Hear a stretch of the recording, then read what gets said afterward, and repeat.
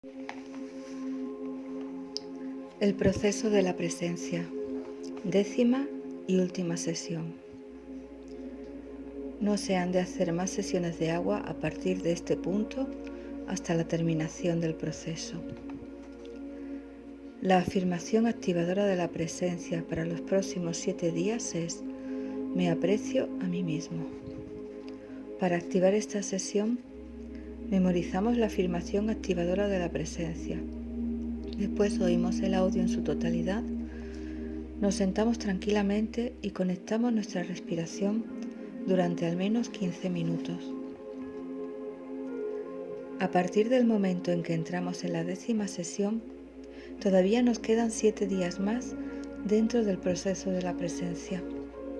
Para que podamos disfrutar de una sesión plena de culminación dentro del proceso, tendremos que seguir realizando nuestro ejercicio de respiración de 15 minutos 2 veces al día durante los próximos 7 días.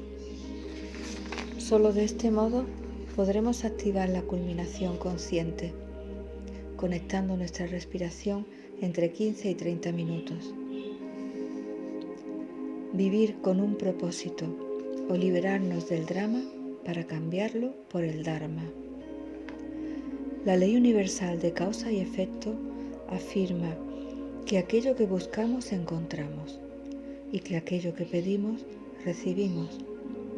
De ahí que la consecuencia automática e ineludible de esta ley consiste en que en todo momento vemos únicamente lo que estamos buscando y que todas las experiencias que tenemos en la vida serán en todo momento exactamente lo que hemos estado pidiendo. Dicho de otro modo, nuestra vida y la forma en que la experimentamos es la respuesta en curso a las preguntas que nos hemos estado formulando y seguimos formulándonos.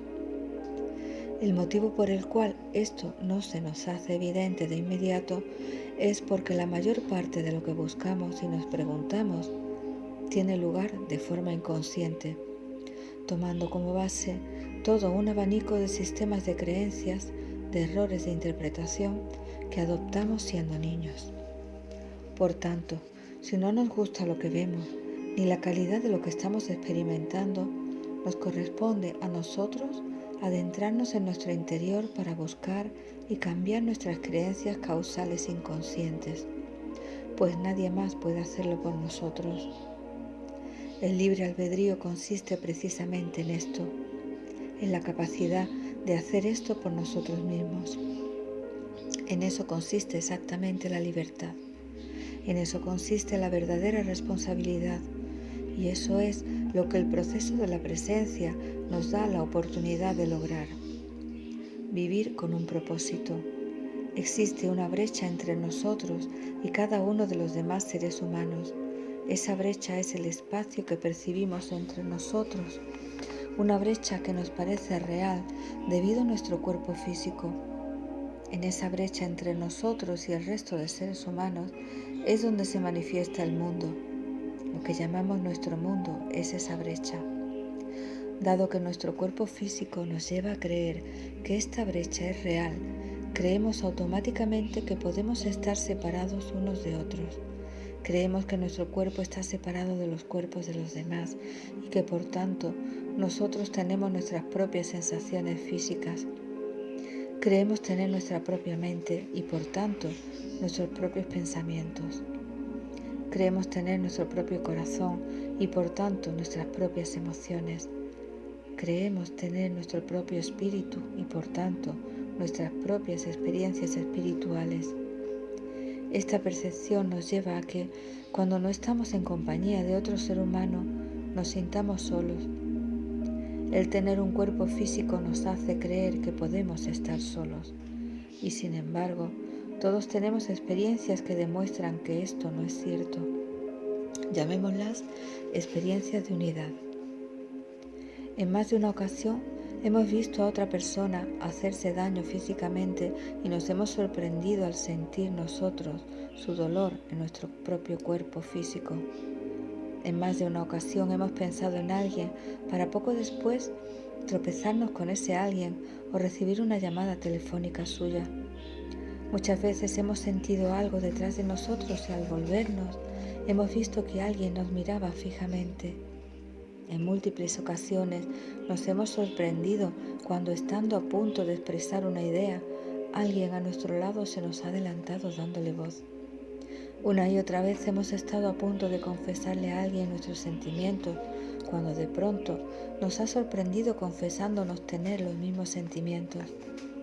También hemos tenido inspiraciones, experiencias o atisbos espirituales o filosóficos que pensábamos que solo los habíamos experimentado nosotros, cuando sorprendentemente alguien ha verbalizado haber pasado recientemente por la misma experiencia o haber tenido la misma inspiración.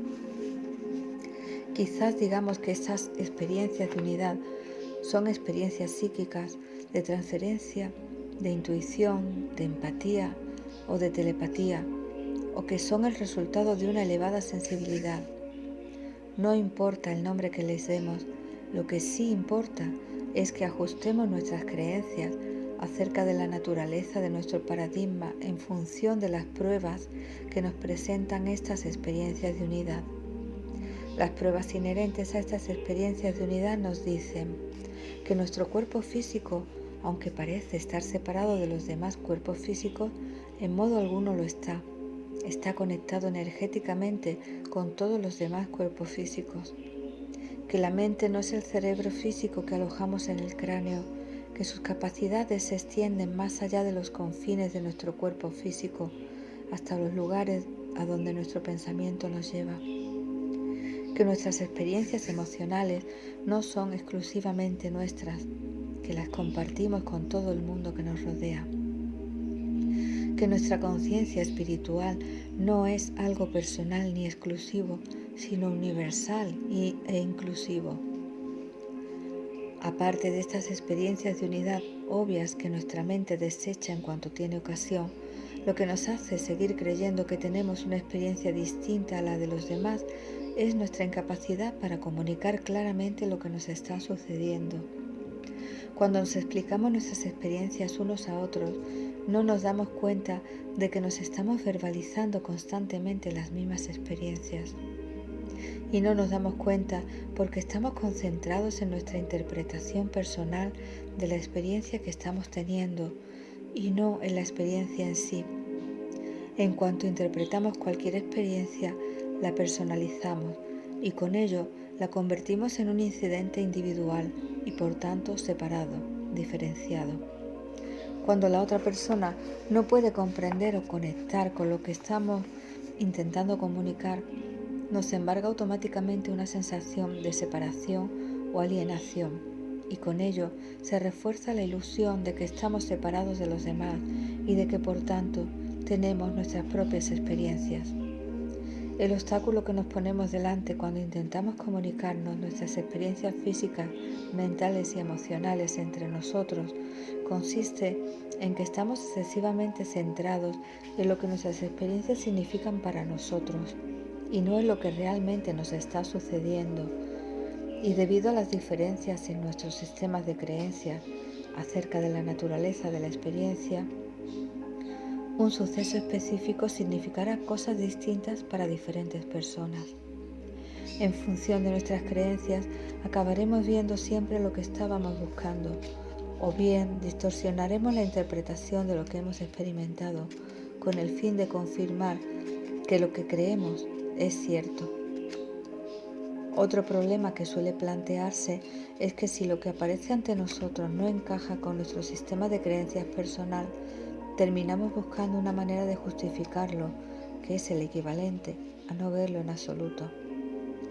Esta es la razón por la cual la mente justifica constantemente nuestras experiencias de unidad, porque no encajan con nuestra actual creencia de que nuestros cuerpos físicos nos separan a unos de otros.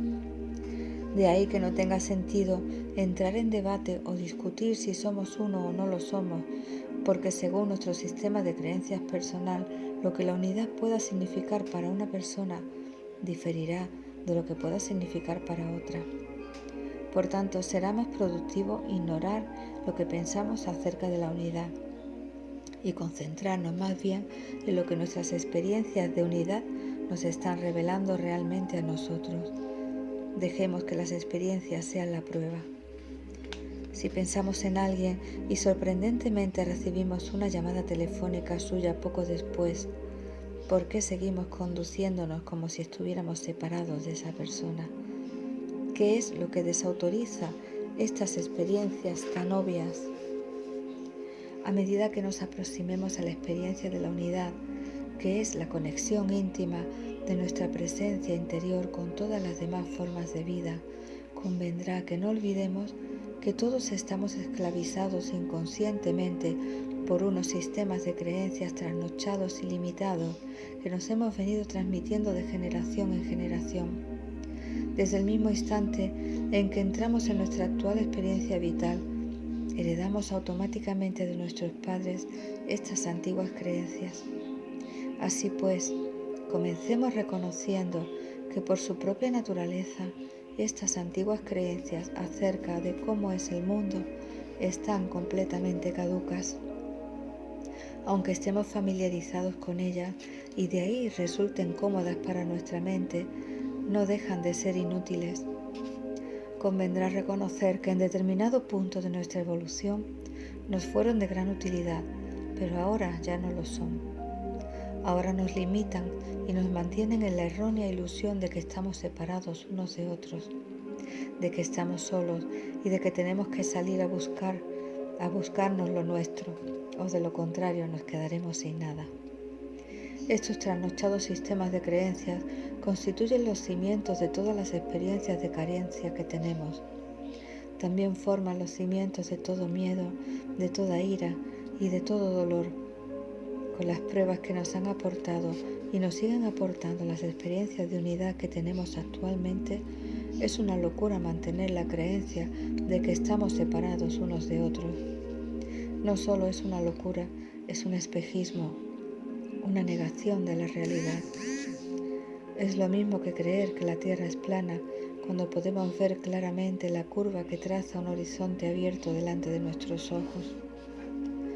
La mejor manera de llevar a cabo la imponente tarea de actualización de nuestra percepción que nos permita acomodarnos a la experiencia de unidad consiste en invitar conscientemente a la experiencia de este paradigma de la unidad a que inunde nuestra conciencia. Y podemos realizar sin esfuerzo este proceso si optamos por creer de ahora en adelante que somos uno con toda la vida que nos rodea. En la misma respiración podemos hacer la invitación para que en las cosas que nos ocurran durante el día recibamos la confirmación a través de la experiencia personal. Pedid y se os dará. Dicho de otro modo, podemos activar la ley de causa y efecto. Podemos buscar conscientemente las evidencias de que somos un único cuerpo, una única mente, un único corazón y un único espíritu. Si las buscamos, las tendremos, porque la ley de causa y efecto sostiene que siempre tenemos lo que estamos buscando. Buscad y encontraréis. Sin embargo, tenemos que prometernos que cuando estas experiencias se nos pongan delante, no buscaremos explicaciones alternativas para justificarlas. Y la mejor manera de asegurarnos de no hacer esto es aplicando el procedimiento de contención. Cuando ocurran estas experiencias en nuestra vida diaria, será mejor no intentar explicárselas a los demás, puesto que cuando lo intentamos explicar, no hacemos otra cosa que buscar el reconocimiento externo, la confirmación externa de que lo que nos está sucediendo es real. Y es que nadie puede confirmarnos que nuestra experiencia personal de la unidad es real. En realidad, el mero hecho de explicarle la unidad a otra persona es un reconocimiento de la separación. En el momento que explicamos la unidad, pasamos de ser uno a ser dos. Nos hemos separado para explicarlo. Y el hecho de que la otra persona esté de acuerdo o no con nosotros no tiene nada que ver con la validez de nuestra experiencia. Si no intentamos explicar estas experiencias de la unidad a los demás, no habrá que justificarlas. Después, cada vez que tengamos una experiencia de unidad y la contengamos, podremos digerirla.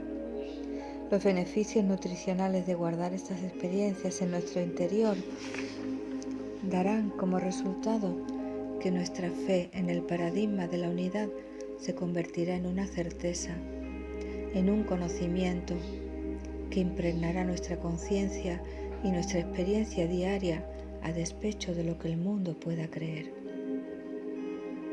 La fe no requiere de soporte externo alguno, solo la creencia lo requiere. Una vez aceptemos contener y digerir lo que hemos experimentado, podremos acelerar el proceso mediante el cual invitamos al paradigma de la unidad a que inunde nuestra conciencia. Para ello, tendremos que dar un paso decidido hacia nuestra propia confirmación del paradigma, es decir, podemos optar por vivir con un propósito. Y conseguir esto es sencillo, dado que esto es lo que se pretendía con el proceso de la presencia. Es la invitación inherente a experimentar nuestra propia presencia interior, porque la unidad es el territorio de la conciencia del instante presente. Volvamos ahora nuestra atención a la brecha que según nuestra percepción se abre entre nosotros, a la brecha en la cual existe el mundo. En esta brecha hay cosas, muchas cosas, y les hemos puesto nombre a todas ellas. Sabemos qué cosas hay en la brecha que creemos que existe entre nosotros, porque nos hemos puesto de acuerdo en los nombres que les damos a los componentes individuales que forman este interminable surtido de cosas. Por ejemplo, si situamos una pluma estilográfica entre usted y yo, ambos sabremos lo que es porque estamos de acuerdo en el nombre concreto que le hemos dado a este objeto en particular y cuál es su propósito. Gracias a nuestro acuerdo podremos decir, ¿me pasas la pluma? O ¿puedes cargarme de tinta la pluma? Y nos entenderemos los dos sin necesidad de debate ni discusión alguna. Nos entenderemos porque no estamos debatiendo ni discutiendo qué es una pluma ni qué significa. Nos estamos refiriendo a ella con el nombre y con el propósito que de común acuerdo le damos. Así es la naturaleza de todas las cosas que se pueden encontrar en la brecha que creemos que se abre entre nosotros. Esas cosas tienen un nombre y un propósito. Normalmente, los nombres de los distintos objetos que se encuentran en la brecha los hemos acordado. Los nombres pueden diferir en función del idioma que se hable, pero más allá de las traducciones, todos estamos de acuerdo en que una pluma es una pluma, un automóvil es un automóvil y una casa es una casa. Pero es en la naturaleza del propósito de un objeto en particular donde comienzan a darse diferencias de opinión, donde el significado de las cosas se hace relevante en la experiencia de aquel que las usa, donde puede darse el debate y la discusión, así como los inevitables malos entendidos. La pluma en sí, al igual que todos los objetos que hay en la brecha que se abre entre nosotros, es algo neutral de por sí, no tiene propósito y por tanto carece de significado.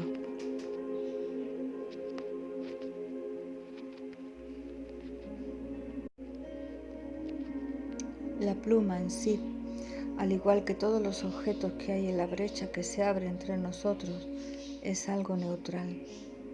De por sí no tiene propósito y por tanto carece de significado. Es el que la usa quien le proporciona su significado y su propósito. Y de este modo es aquí donde la experiencia se comparte o nos distancia.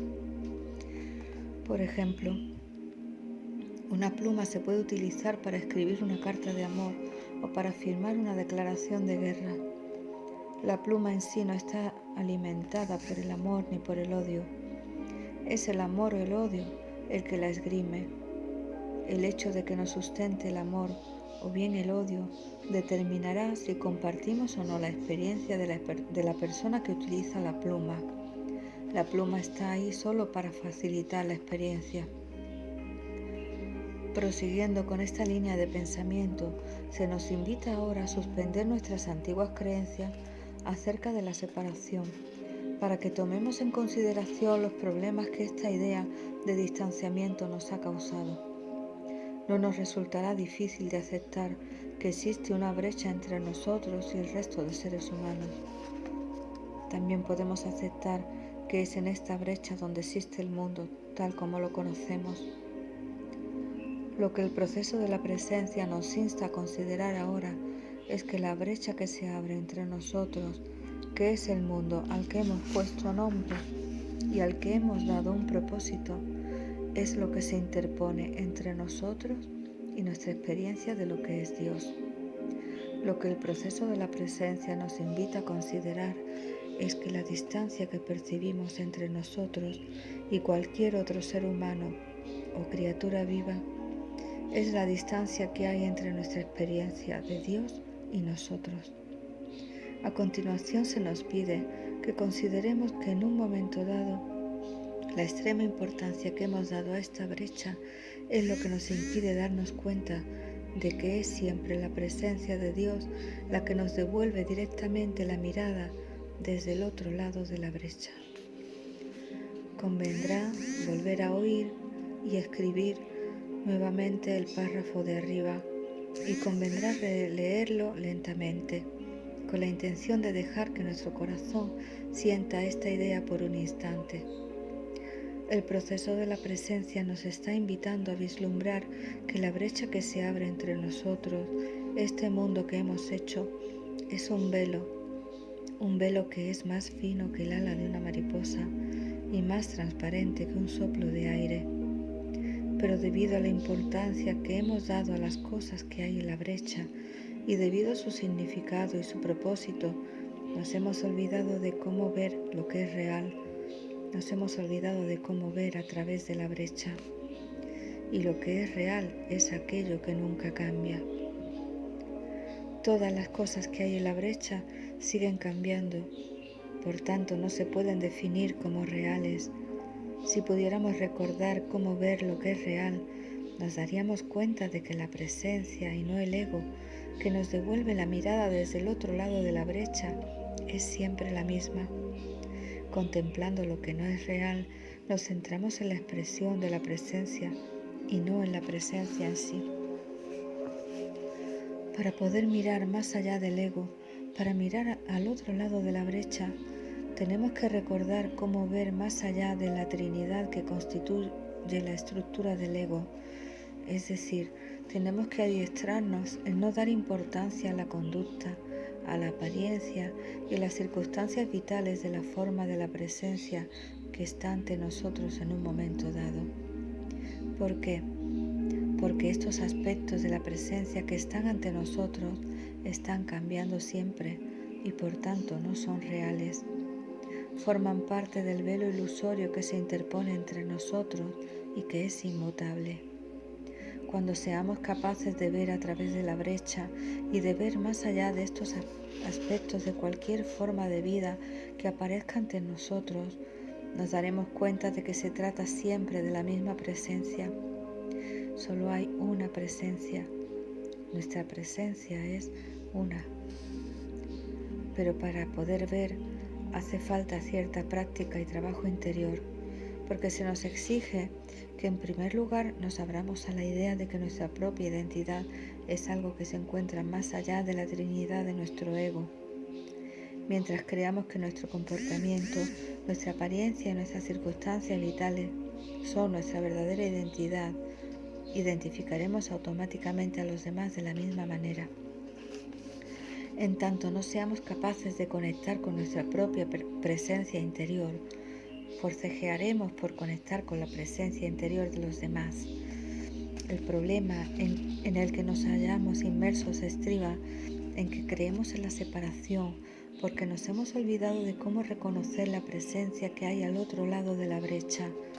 Nos hemos olvidado de cómo reconocer que todos formamos un único cuerpo, una única mente, un único corazón y un único espíritu. Nos hemos olvidado de cómo reconocer a nuestra propia presencia, reflejándose ante nosotros desde el interior de toda forma de vida. Y dado que los sistemas de creencias condicionan condicionales que se han ido transmitiendo de generación en generación solo dan valor a la brecha y a los atributos del ego, hemos perdido la conciencia de la conexión continua, interminable y eterna que hay entre nosotros. Afortunadamente, no es difícil tomar la decisión de desmantelar esta ilusión, ya que solo requiere que empuñemos el cetro de nuestra intención. Intentamos alcanzar un acuerdo entre nosotros. Podemos acordar que solo hay dos opciones ante nosotros en un momento dado.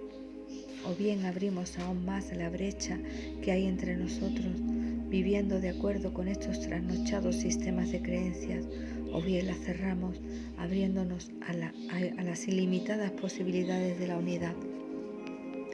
O bien damos valor a la brecha y a todo lo que hay en ella, o bien valoramos la presencia que hay al otro lado de la brecha. Es así de simple, es así de obvio, es así de fácil. Por ejemplo, cuando pagamos los alimentos que hemos comprado en la tienda, podemos optar entre fijarnos en las cosas que estamos comprando o bien fijarnos en la cajera que está haciendo nuestra cuenta. Podemos optar entre controlar los precios de los productos que tenemos delante o bien saludar con afecto a la cajera. Podemos optar por preocuparnos de si habremos comprado todo lo que necesitamos para preparar la cena o bien por preguntarle a la cajera cómo le fue el fin de semana. Podemos optar por abrir la brecha centrándonos en las cosas que hay en ella o bien por cerrar la brecha reconociendo la presencia al otro lado de ella. Es así de simple, es así de obvio, es así de fácil. Cuando nos centramos en las cosas de la vida, en el mundo que hemos construido entre nosotros, la brecha se abre. Cuando nos centramos en la presencia que hay al otro lado de la brecha se cierra. Toda experiencia que tenemos es una experiencia en la cual o bien abrimos esta brecha o bien la cerramos. Abrir la brecha es una reacción ante la vida, mientras que cerrar la brecha es una respuesta ante la vida. Cada instante que vivimos es un instante en el cual o bien sostenemos el velo de separación o bien lo apartamos conscientemente para recordar nuestra unidad, nuestra presencia compartida. El hecho de abrir o cerrar la brecha no es un hacer, es un estado del ser. No hay una descripción específica de tiempo, de lugar o de trabajo que haga posible o imposible que se abra la brecha. Podemos servirnos de las cosas de este mundo para cualquier propósito, porque las cosas no tienen un propósito inherente en sí mismas. Podemos estar de acuerdo en que todo lo que hay en la brecha que llamamos el mundo es neutral, porque lo es. Una bomba no es más que una masa de metal hasta que le asignamos un propósito. Una rosa no es más que otra forma de vida hasta que se la damos a alguien. Así pues, podemos estar de acuerdo en que todas las cosas son neutrales, porque es siempre quien las usa el que les da un significado y un propósito a todas las cosas que se encuentran en la brecha.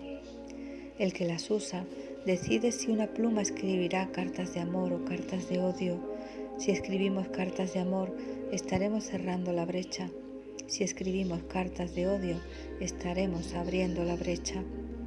La elección es nuestra y nuestra experiencia de vida es siempre una consecuencia de las decisiones que tomamos, de las intenciones que tenemos. Es la consecuencia inevitable de la ley de causa y efecto. Muchos de nosotros, cuando entramos en el proceso de la presencia, queremos saber cuál es el propósito de nuestra vida.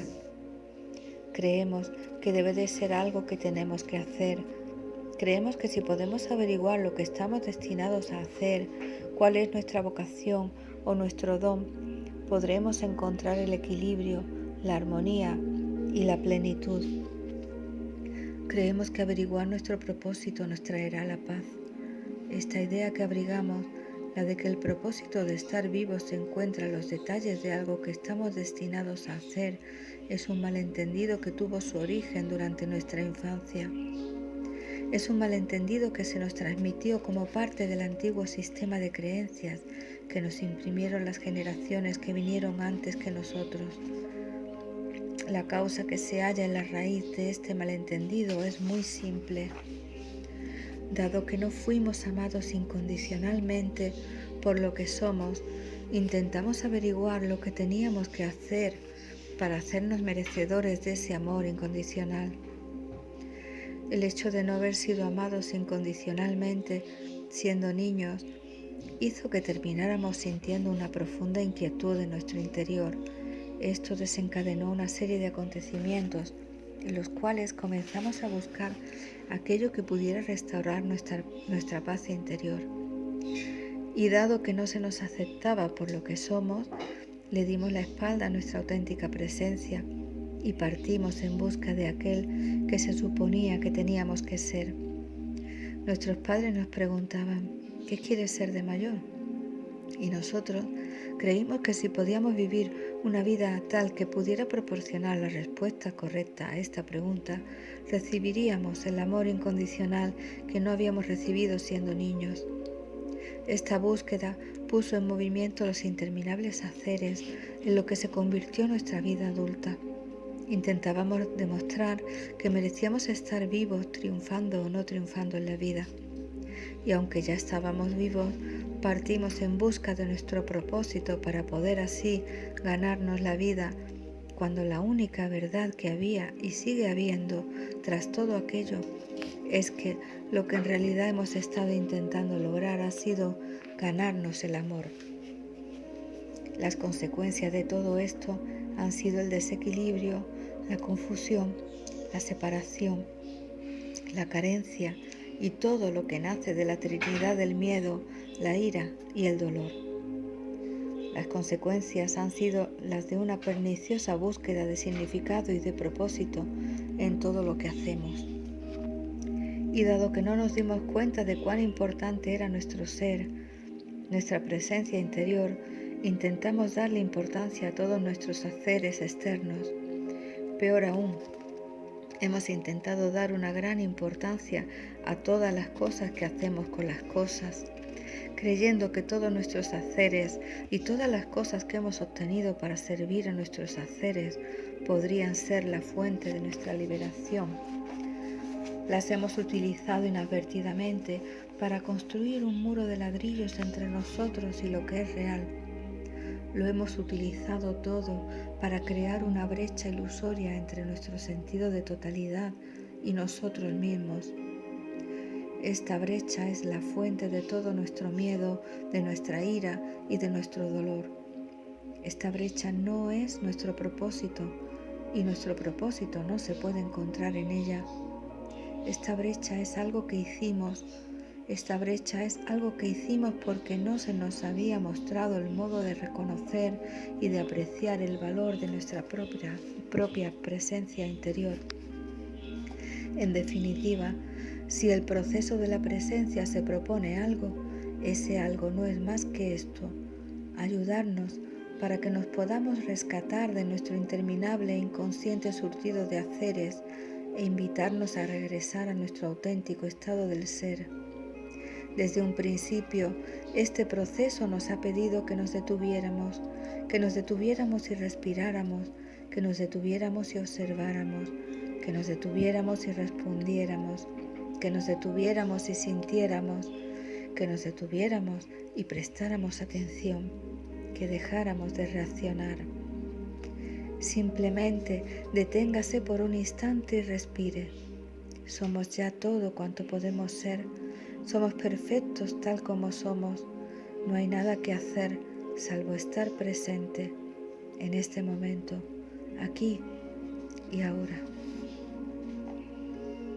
El proceso de la presencia nos ha invitado a detenernos para que podamos tener la oportunidad de descubrir que nuestro propósito no es un hacer, sino un estado del ser. Somos seres humanos, no haceres humanos.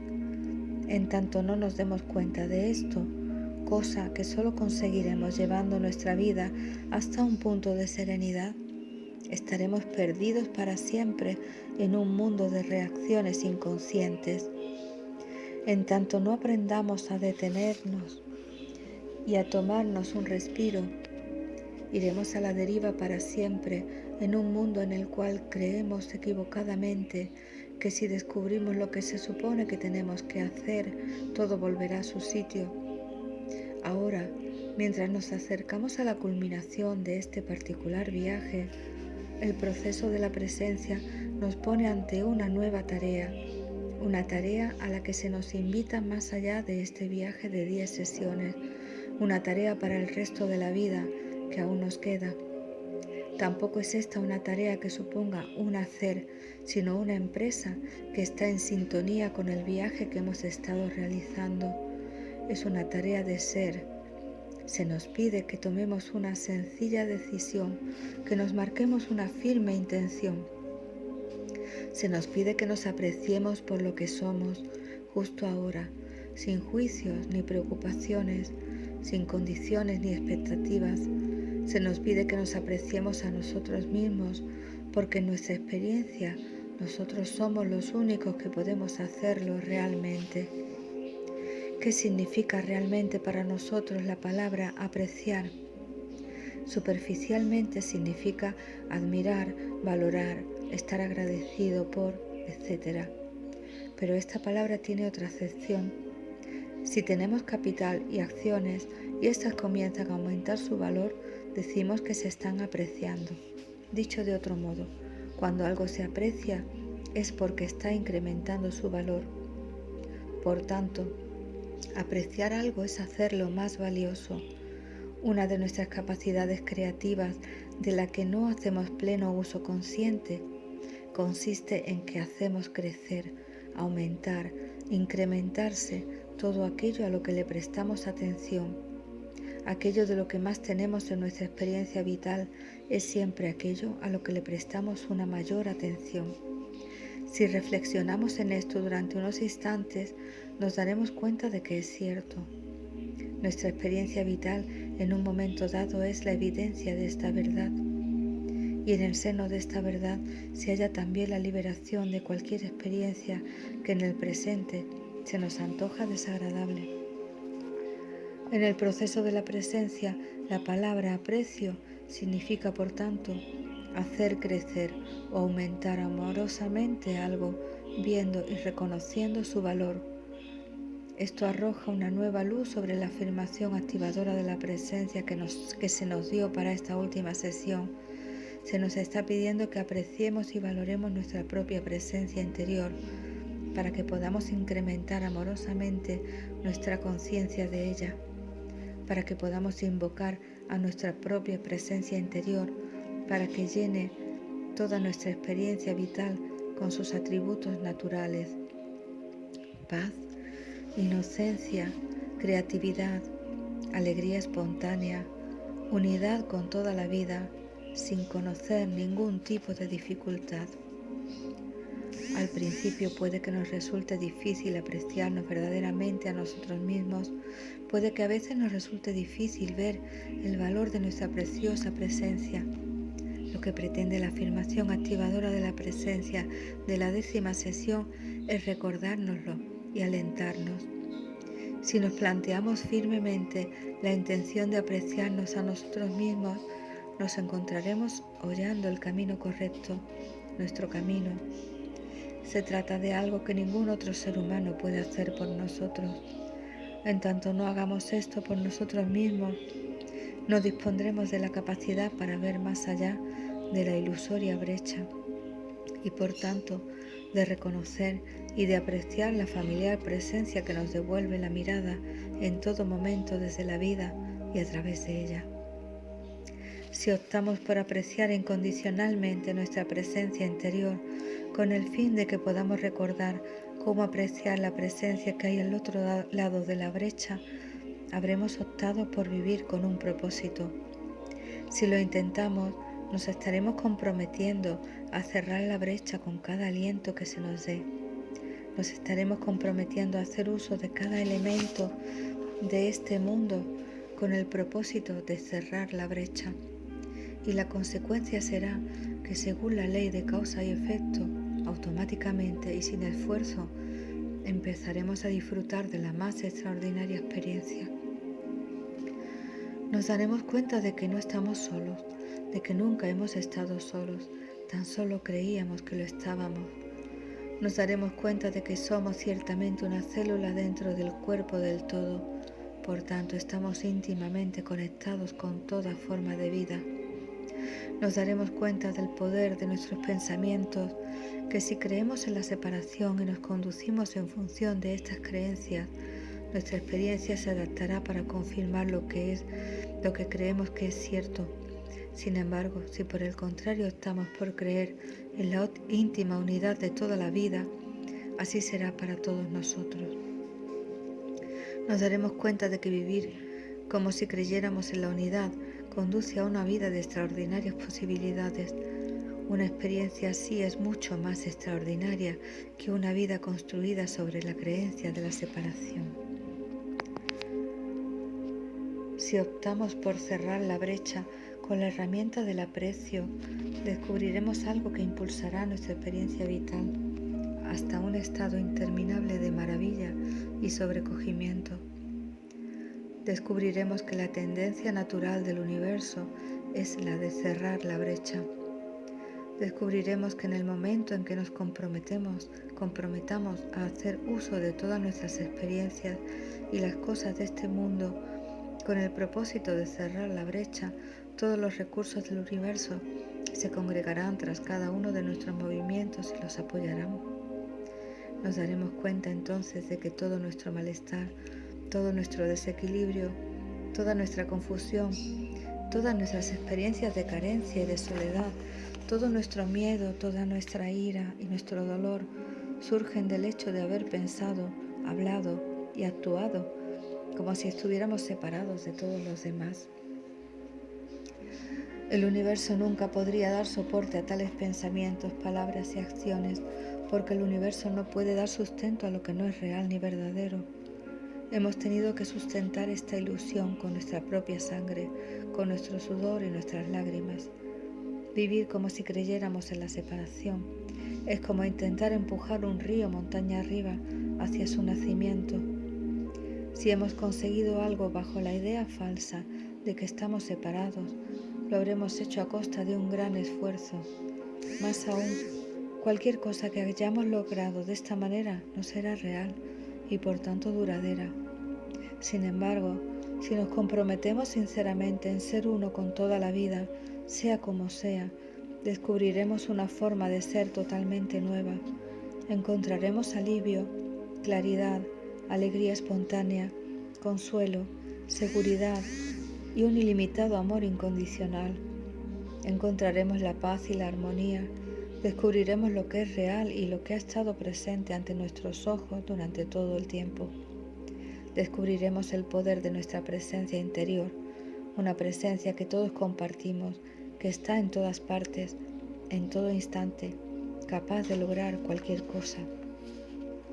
Es una tarea muy sencilla la que tenemos ante nosotros.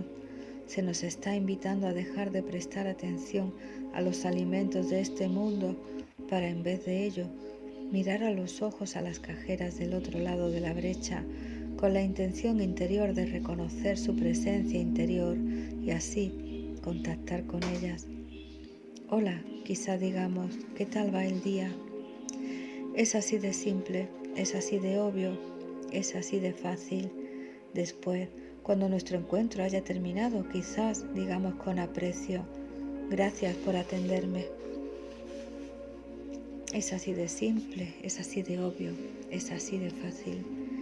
En este instante de agradecimiento, de reconocimiento, de recuerdo y por encima de todo de aprecio, estaremos invitando a su presencia interior a devolvernos la mirada conscientemente y la persona se hará más presente y nosotros, a la vez, nos sentiremos también más presentes.